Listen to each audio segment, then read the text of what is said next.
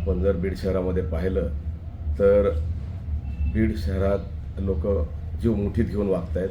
बऱ्याच ठिकाणचे रस्ते हे म्हणजे खड्ड्यात रस्ते आहेत का रस्त्यात खड्डे आहेत हेच कळायला मार्ग नाही आहे. रात्री एक अजब आम्हाला बघायला मिळालं की नगरपालिकेच्या समोरचा रस्ता जो चांगला होता तो पुन्हा नवीन करण्यात आला. वास्तविक पाहता छत्रपती शिवाजी महाराज पुतळा तर ते कारंजा रोड म्हणजे बलभीम चौकापर्यंत इतके खड्डे आहेत, प्रचंड खड्डे आहेत. त्या ठिकाणचा रस्ता व्हायला पाहिजे.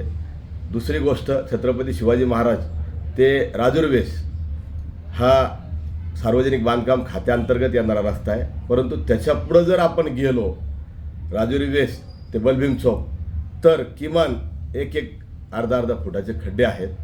तर किमान या ठिकाणचा रस्ता हा व्हायला पाहिजे होता, परंतु नगरपालिकेच्या प्रशासनाला स्वतःला जायला यायला चांगला रस्ता पाहिजे म्हणून चांगला पूर्वीचा रस्ता असताना सुद्धा या ठिकाणी नवीन रस्ता करण्यात आला.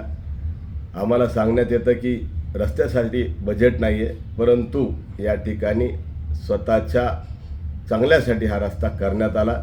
इतरही रस्ते करण्यात यावे अशी मी नगरपालिका प्रशासनाला विनंती करतो. जर आपण केले नाही तर येणाऱ्या काळात रमजानच्या नंतर आम्ही निश्चितच रस्त्यावर उतरून याचा निषेध करू. मध्ये सर्वत्र खड्ड्याचं साम्राज्य पाहायला मिळतं. त्या खड्ड्यांमुळे वारंवार अपघात होत आहेत, नागरिक यामुळे त्रस्त आहेत.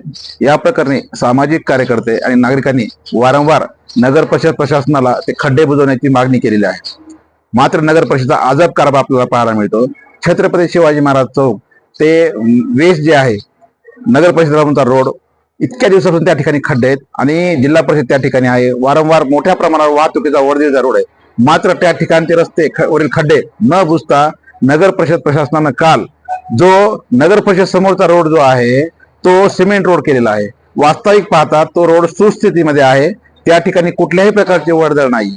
मात्र मुख्याधिकारी नीता अंधारे यांना विचारल्यानंतर इतर खड्ड्यांसाठी बुजण्यासाठी त्यांच्याकडे बजेट नाही असं ते कारण सांगतात. मात्र त्याच ठिकाणी जो चांगला रोड आहे त्याच ठिकाणी मात्र ते सिमेंट रस्त्याला बजेट देतात. म्हणजे हा प्रकार नेमकं गुत्तेदार पोचण्याचा आहे काय असा प्रश्न आम्हाला पडला.